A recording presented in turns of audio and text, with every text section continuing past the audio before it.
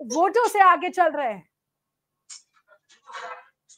जी सोनम जी, सबसे बड़ी गौर करने वाली बात यही है कि जहां पर हम बीजेपी के प्रत्याशियों को देखते हैं वो कई हजारों वोटों में आगे चल रहे हैं, 10,000, 20,000, 15,000 इस तरीके की में।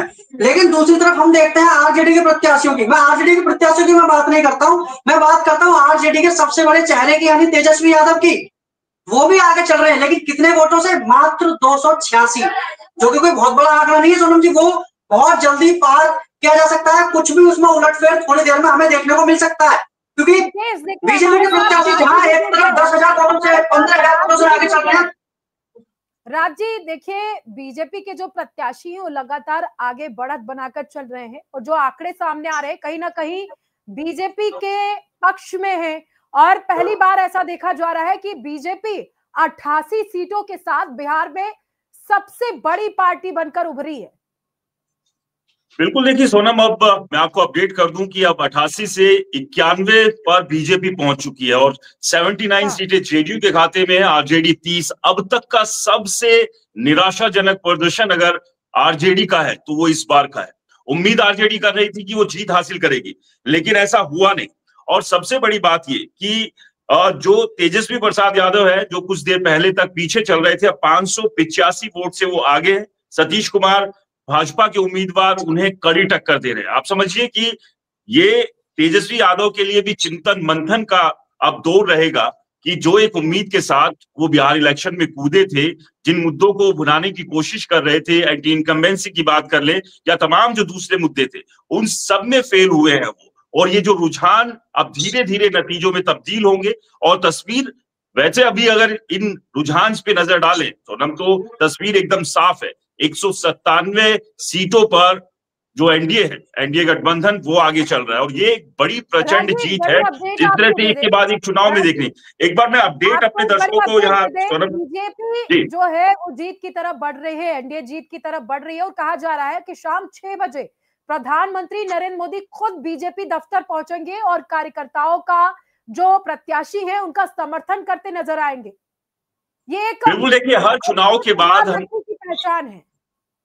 बिल्कुल सोनम, हर चुनाव के बाद, हर चुनाव में बड़ी जीत के बाद हमने देखा है कि प्रधानमंत्री नरेंद्र मोदी, गृह मंत्री और उनके बड़े नेता बीजेपी कार्यालय पहुंचते हैं और अपने जो कार्यकर्ता है, समर्थक हैं, उनका मनोबल भी बढ़ाते हैं। और आज भी वो तस्वीर एक बार फिर से देखने को मिलेगी। जाहिर सी बात है, जिस तरह के नतीजे जो है वो लगातार बिहार चुनाव के आ रहे हैं। हम अपने जो दर्शक है उन्हें बता दें कि राष्ट्र टीवी पर आप सबसे तेज, सबसे सटीक नतीजे देख रहे हैं। एक बार बाकी बातचीत को आगे बढ़ाने से पहले मैं बता दूं कि जो बड़े चेहरे उनके क्या कुछ अभी हाल है, अभी जो रुझान अभी तक आए हैं, अभी खैर अभी करीब 20, 22, 23 अलग अलग सीटों पर राउंड की अभी गिनती अभी होनी है, तो समय लगेगा। जहां अभी बहुत कम मार्जिन के साथ आगे और पीछे चल रही है तो वो नतीजे बदल सकते हैं, लेकिन जहां बड़ा मार्जिन जिस भी उम्मीदवार ने ले लिया है वहां लगभग ये माना जा रहा है कि जीत पक्की है। तेजस्वी यादव से बात कर रहे हैं, 585 वोटों से वो आगे चल रहे हैं।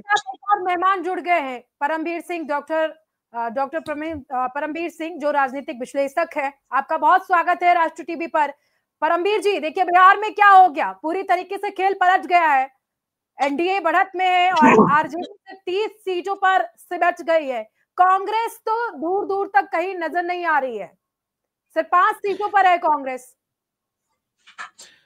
सोनम जी देखिए, चुनाव में जो मुद्दा होता है वो जनता डिसाइड करती है। जनता के मुद्दे होते हैं, नेता उन मुद्दों को पकड़ता है। लेकिन कोशिश क्या करी गई कि नेताओं ने चुनाव में इस बार मुद्दा प्लांट करने की कोशिश की गई। मेरा साफ इशारा राहुल गांधी जी की तरफ है, जो उन्होंने नारा दिया कि वोट चोरी हो रही है, या एसआईआर के ऊपर जो बिहार में चल रहा था, उन्होंने नैरेटिव खड़ा करने की कोशिश किया, लेकिन वो नैरेटिव मुंह के बल गिरा है। होता क्या है कि हर राज्य की पॉलिटिक्स की तासीर अलग होती है। बिहार के अंदर कोई भी व्यक्ति अगर वहां का बिहारी जो नागरिक होगा, वो अपना खाना भूल सकता है, लेकिन अपना वोट का अधिकार नहीं भूलेगा। बहुत ज्यादा जागरूक होता है, तो वहां पर एक तरीके से ये बात उड़ाना कि आपका वोट काटा जा रहा है, वोट की चोरी हो रही है, जनता को हजम नहीं हुआ। तो ये मुद्दा रहा है जो कांग्रेस का प्रदर्शन इतना खराब रहा है। दूसरा, अरविंद केजरीवाल जी की तरीके से तेजस्वी यादव जी ने भी ऊपर से अपने वादे किए कि करोड़ों के हिसाब में नौकरियां दे देंगे हम और ये काम कर देंगे, लेकिन जबकि उनके पास रोड मैप नहीं दिखाई दे रहा था। बार बार वो उनके ऊपर मीम्स भी बहुत बने थे कि रोड मैप क्या है, तो वो बता नहीं पाते थे। तो जनता कन्विंस नहीं हुई इस बात के ऊपर कि खोखला वादा है ये कि करेंगे। फिर रही सही कसर जंगल राज जो है बिहार के अंदर बहुत बड़ा मुद्दा था कि जो नीतीश कुमार जी का ग्राफ इतना ज्यादा बिहार के अंदर बढ़ा था, वो लॉ एंड ऑर्डर की कंडीशंस को लेकर ही बढ़ा था। तो लालू प्रसाद यादव जी का जंगल राज के बाद में जनता के मन में एक वहम था, डर था कि अगर कहीं ये सत्ता पे दोबारा वापस आएंगे तो इनके साथ में वही बाहुबली वाला राज वापस ना आ जाए। तो यही चीजें हमें चुनाव में आज देखने को मिल रही हैं। और देखिए हाथ कंगन को हाथ से क्या, देखिए आंकड़े जिस तरीके से लगातार बीजेपी के पक्ष में बढ़ रहे हैं, जेडीयू के पक्ष में बढ़ रहे हैं, कहीं ना कहीं ये साफ इशारा है कि जनता आरजेडी को चाहती ही नहीं थी। उनके पास ना तो योजनाओं को लेकर कोई रोड मैप था, जिस तरीके से तेजस्वी यादव ने कहा कि हर घर नौकरी, हर घर पैसा होगा, तो उनके पास रोड मैप क्या था? किस रोड मैप के आधार पर वो जनता से वादा कर रहे थे? सोनम जी देखिए, यही बात होती है कि बिहार के बजट से ज्यादा के तेजस्वी यादव वादे कर रहे थे लोगों के पास। आज एआई का जमाना है, तो जनता के पास कोई भी चीज छुपी नहीं रहती है कि एआई से तो आजकल आप पता नहीं क्या से क्या बन जाता है यहाँ पर। लेकिन अगर बिहार के बजट से भी बड़ा वादा तेजस्वी यादव कर रहे थे तो वो जनता के गले नहीं उतरा था। और देखिए, जो चीजें आंखों से दिखाई दे रही होती है उसके लिए किसी नेता की आवश्यकता नहीं होती है, ये कोई दो राय नहीं है इसमें। अगर हम बिहार में सड़कों का जाल जो नया बिछा है, चाहे वो केंद्र सरकार की तरफ से हो या बिहार राज्य की तरफ से रहा हो, सड़कें अच्छी दिखाई देती हैं। बिहार के अंदर बिजली की व्यवस्था बदहाल होती थी, वो अच्छी दिखाई देती है। और बात के बाद थोड़ी थोड़ी करके, धीरे धीरे करके इंडस्ट्री का आना भी शुरू हुआ है बिहार के अंदर। भीड़ बहुत कम है लेकिन आना शुरू हो गया है। तो जनता को ये चीजें दिखाई देती हैं और यही कारण था कि वोट जो उन्होंने बीजेपी की तरफ डाला है इस चीज में।